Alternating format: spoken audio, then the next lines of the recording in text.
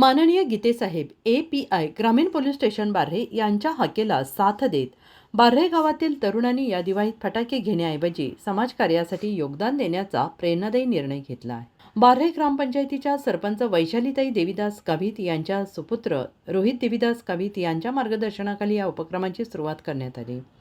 घरून फटाके खरेदीसाठी मिळालेले पैसे तरुणांनी ग्रामीण पोलीस स्टेशन बार्हे येथे पोलीस भरती सरावासाठी येणाऱ्या विद्यार्थ्यांच्या साहित्य खरेदीसाठी माननीय गीतेसाहेब यांच्या हाती सुपूर्द केले.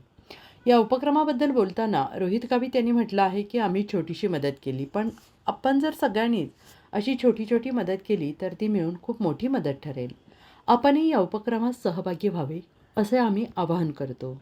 या प्रसंगी रोहित गावित, योगेश जाधव, हुशार जाधव, आदर्श जाधव, किशोर जाधव, राहुल जाधव हे उपस्थित होते.